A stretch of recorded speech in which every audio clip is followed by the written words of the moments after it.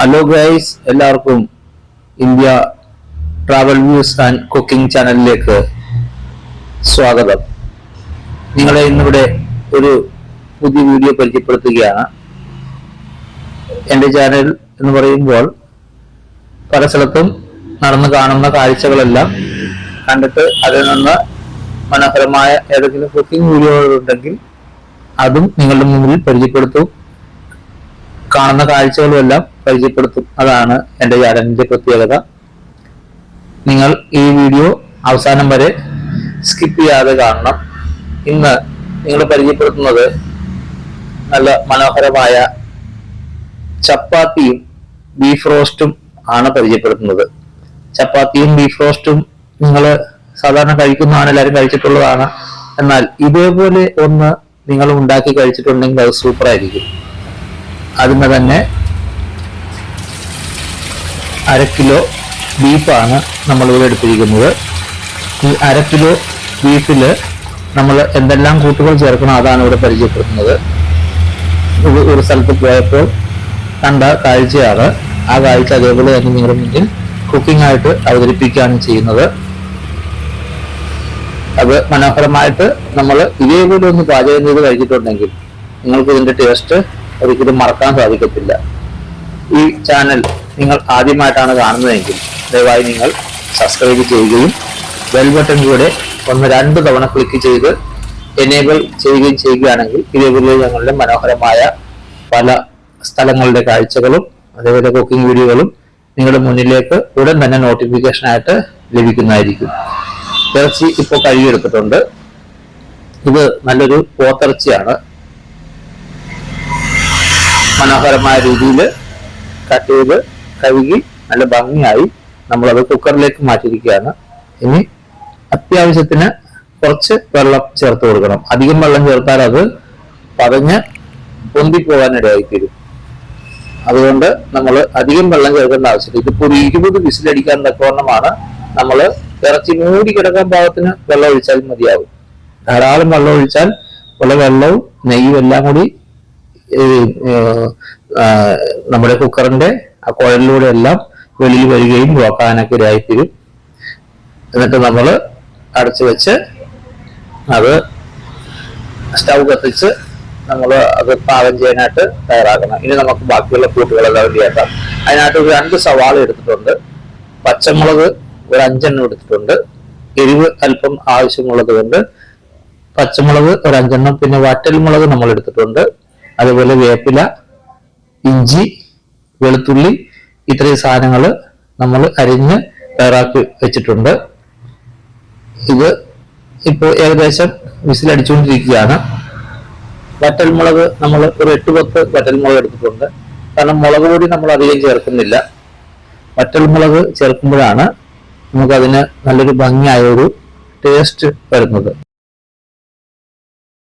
മുളക് പൊടി നമ്മൾ അധികം ചേർത്ത് കൊടുത്താൽ അതിന് ധാരാളം കളർ കിട്ടും, പിന്നെ അത് കുഴഞ്ഞു വരുമ്പോഴത്തേക്കും. എന്നാൽ ഇത് അങ്ങനെയല്ല.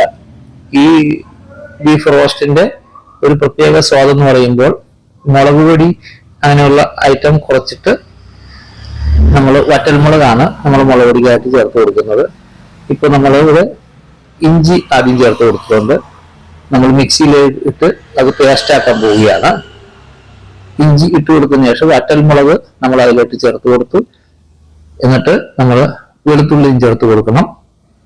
അതേപോലെ കറിവേപ്പിലയും നമ്മൾ ചേർത്ത് കൊടുത്ത് എല്ലാം കൂടി ചേർത്ത് മിക്സിയുടെ ജാറിൽ നല്ലവണ്ണം, ഇത് പച്ചമുളകാണ്, ഒരു 5 പച്ചമുളക് ചെറുതാക്കി അരിഞ്ഞെടുത്തിട്ടുണ്ട്. പെട്ടെന്ന് അത് അരയാൻ വേണ്ടിയാണ് നമ്മൾ ഇങ്ങനെ ചെറുതാക്കി എടുക്കുന്നത്. അതുപോലെ വെളുത്തുള്ളിയും വേപ്പിലയും എല്ലാം ചേർത്താണ് നമ്മൾ അരക്കുന്നത്. അപ്പോൾ അതിനൊരു പ്രത്യേക ടേസ്റ്റാണ്. വേപ്പിലയും എല്ലാം അരിഞ്ഞത് പേസ്റ്റായി വരുമ്പോൾ ഒരു പ്രത്യേക ടേസ്റ്റാണ്. ആവശ്യമുണ്ടെങ്കിൽ നമുക്ക് വേപ്പില സെപ്പറേറ്റ് ആയിട്ട് ചേർത്ത് കൊടുക്കാം. പിന്നെ ഒരു 2 കഷ്ണം സവാളയും കൂടി ചേർത്ത് കൊടുത്ത് നമ്മളത് അരച്ച് പേസ്റ്റാക്കി എടുക്കുകയാണ്. നേരത്തെ പറഞ്ഞതുപോലെ നിങ്ങൾ ബെൽ ബട്ടൺ 2 തവണ ക്ലിക്ക് ചെയ്ത് എനേബിൾ ചെയ്താൽ നിങ്ങൾക്ക് നോട്ടിഫിക്കേഷൻ വരത്തുള്ളൂ. സബ്സ്ക്രൈബ് ചെയ്യണം. നമ്മൾ അടുപ്പത്തേക്ക് മറ്റൊരു കടായി വെച്ചിട്ട് നമുക്ക് അതിന്റെ മസാല കൂട്ട് തയ്യാറാക്കാനായിട്ട് അത് എണ്ണ ഒന്ന് ഒഴിച്ച് ചൂടാക്കി എടുത്തതിന് ശേഷം അതിലേക്ക് നമുക്ക് ആദ്യമായിട്ട് സവാള ചേർത്ത് കൊടുക്കാം. 2 സവാളയാണ് നമ്മൾ അരിഞ്ഞെടുത്തിരിക്കുന്നത്. ബീഫ് റോസ്റ്റിന്റെ പ്രധാന ടേസ്റ്റ് സവാള തന്നെയാണ്. അപ്പോൾ വലിയ ഉള്ളി, അതായത് സവാള, അത് 2 എണ്ണം നമ്മൾ കട്ട് ചെയ്ത് എടുത്തിട്ടുണ്ട്.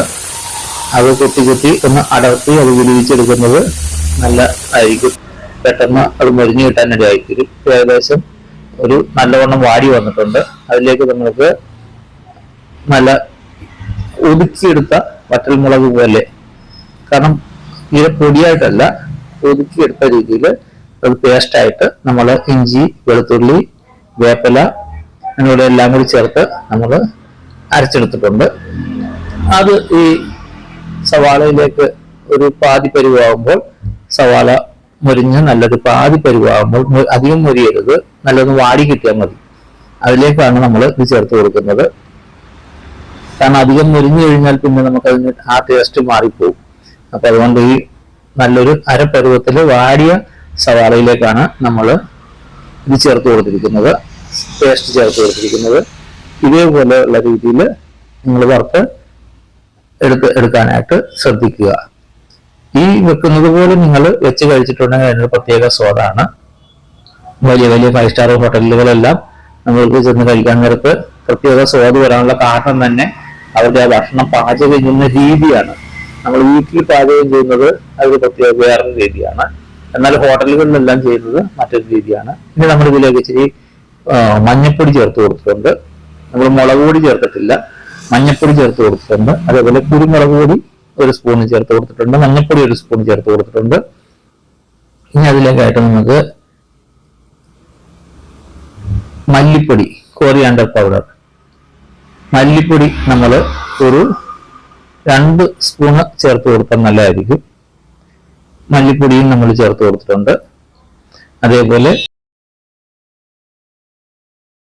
ഇനി അടുത്തതായിട്ട്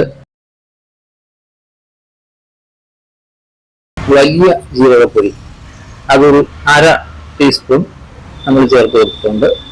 വലിയ ജീരകപ്പൊടി, പെരുംജീരകപ്പൊടി, അത് നമ്മൾ 1/2 സ്പൂണ് ചേർത്ത് കൊടുക്കുന്നുണ്ട്. ഇനി നമുക്ക് അതിലേക്കായിട്ട് ഗരം മസാല, അതും നമ്മൾ ആവശ്യത്തിന്, നിങ്ങൾക്ക് ഇഷ്ടമുള്ള രീതിയിൽ നിങ്ങൾക്ക് ആവശ്യത്തിന് നിങ്ങളുടെ രുചിക്ക് അനുസരിച്ച് നിങ്ങൾക്ക് ചെയ്യാം. എന്നാലിത് 1/2 കിലോ ഇറച്ചിക്കാണ് നമ്മൾ ചെയ്യുന്നത്. അതുകൊണ്ടാണ് അത് വളരെ കുറച്ചായിട്ട് നമ്മൾ മസാലക്കൂട്ടെല്ലാം ചേർക്കുന്നത്. ഇതിപ്പോ 1 സ്പൂണ് ഗരം മസാല നമ്മൾ ചേർത്ത് കൊടുത്തിട്ടുണ്ട്. കാരണം 1/2 കിലോ ഇറച്ചിയാണ് നമ്മൾ എടുത്തിരിക്കുന്നത്, അതിനുള്ള കൂട്ടാണ് ചെയ്തുകൊണ്ടിരിക്കുന്നത്. അപ്പൊ നിങ്ങൾ 1 കിലോ ആണെങ്കിൽ ഇതിന്റെ എല്ലാം ഇരട്ടിയായിട്ട് ഉപയോഗിക്കണം. അതേപോലെ മീറ്റ് മസാല, ഇറച്ചി മസാലപ്പൊടി, അതും ഒരു 2 സ്പൂണ് നമ്മൾ ചേർത്ത് കൊടുക്കുന്നുണ്ട്. ഇറച്ചി മസാല ഒരു 2 സ്പൂണ് ചേർത്ത് കൊടുക്കുന്നുണ്ട്. ഇതെല്ലാം കൂടി ചേർത്ത് നമ്മൾ നല്ലവണ്ണം ഒന്ന് മിക്സ് ചെയ്ത് എടുക്കണം.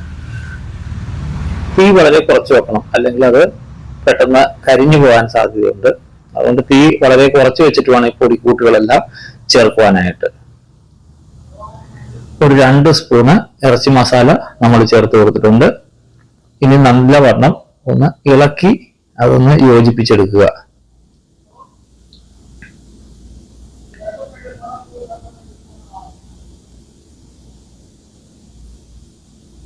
നിങ്ങൾ ഈ വീഡിയോ മറ്റുള്ളവർക്കും കൂടി ഒന്ന് ഷെയർ ചെയ്ത് കൊടുക്കണം.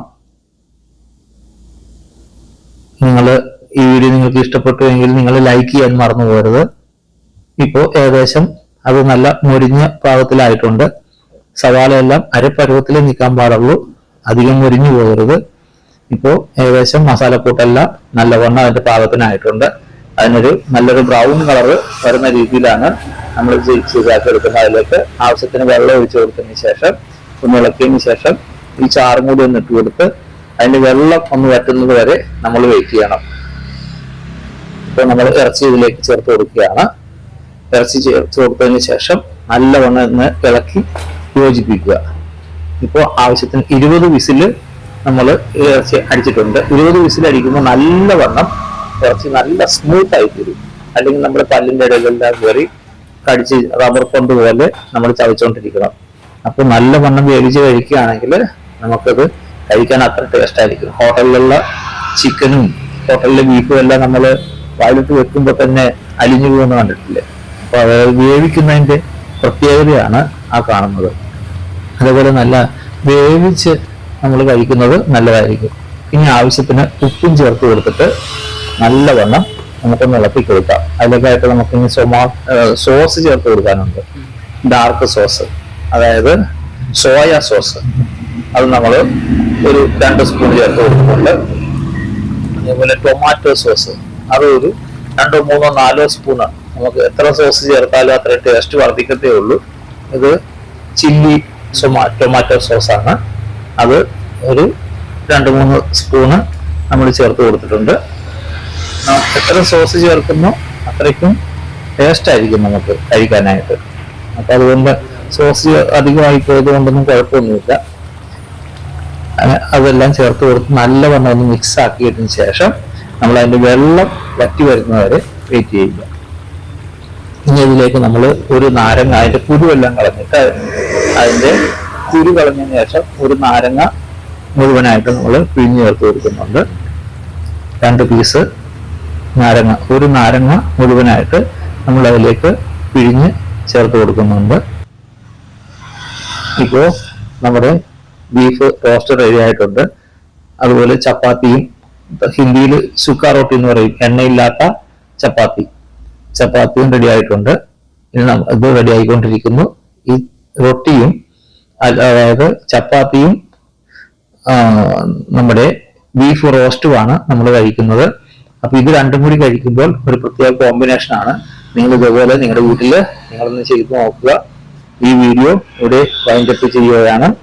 നിങ്ങൾ ഇതുവരെയും സബ്സ്ക്രൈബ് ചെയ്തില്ല എങ്കിൽ വീഡിയോ ഒരിക്കൽ കൂടി ഓർപ്പിക്കുന്നു, നിങ്ങൾ ഇപ്പോൾ തന്നെ സബ്സ്ക്രൈബ് ചെയ്യുക. ബെൽ ബട്ടൺ കൂടെ ഒന്ന് ക്ലിക്ക് ചെയ്യുക. ഇപ്പോൾ ബീഫ് റോസ്റ്റ് റെഡി ആയിട്ടുണ്ട്. ഞാനത് കാണിച്ചു തരാം. ബീഫ് റോസ്റ്റ് ഇത് എറണാകുളത്തെ സ്പെഷ്യൽ ഐറ്റമാണിത്. എറണാകുളം ഏരിയയിലെല്ലാം വന്നിട്ടുണ്ടെങ്കിൽ ഏത് കടയിലും ബീഫ് റോസ്റ്റും ചപ്പാത്തിയും കപ്പയും പൊറോട്ടയും ബീഫ് റോസ്റ്റും പൊറോട്ടയും ബീഫ് ഫ്രൈ, ഇതെല്ലാം ഇവിടുത്തെ പ്രത്യേക ഭക്ഷണങ്ങളാണ്. അതേപോലെ നിങ്ങൾ ഇതുപോലെ ഒന്ന് ഉണ്ടാക്കി കഴിച്ചു നോക്കിയാൽ നിങ്ങൾ ഒരിക്കലും ഇതിന്റെ ടേസ്റ്റ് മറക്കത്തില്ല. ഇതേ രീതിയിൽ നിങ്ങളൊന്ന് ഉണ്ടാക്കി കഴിച്ചു നോക്കിയിട്ട് നിങ്ങൾ അഭിപ്രായം പറഞ്ഞെന്ന് ഓർപ്പിക്കുന്നു.